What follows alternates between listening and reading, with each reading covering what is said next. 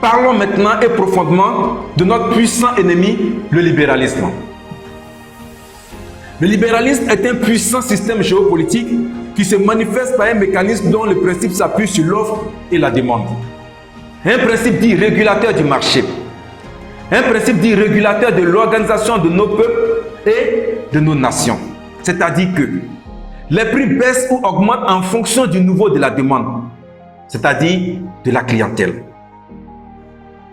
C'est-à-dire encore que si la demande augmente, les prix augmentent forcément.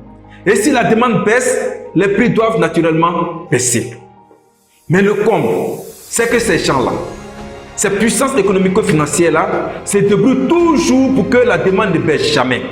Pour que eux, ils restent les maîtres de fixation des prix, donc les maîtres de la spéculation et les maîtres de l'enrichissement illicite et rapide.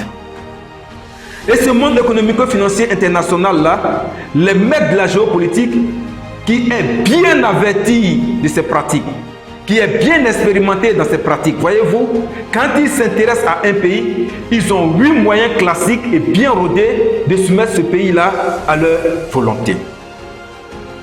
1. Ils favorisent et obligent la vente de tous les biens et sociétés publiques ou sociétés d'État, ceux des mines, ceux des palmes, ceux des riz, ceux des SI, ESI, Citelcom, etc., etc.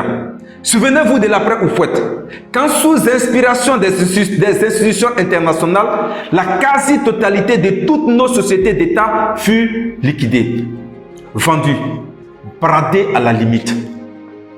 C'était fait exprès pour éviter que nos gouvernements ne deviennent, par le biais de ces différentes sociétés d'État, de puissants adversaires pour eux, en leur faisant la concurrence pour ce qui concerne la fixation des prix. Les gens là ont commencé leur affaire là il y a très longtemps.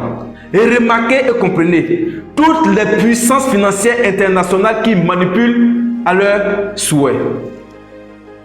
2.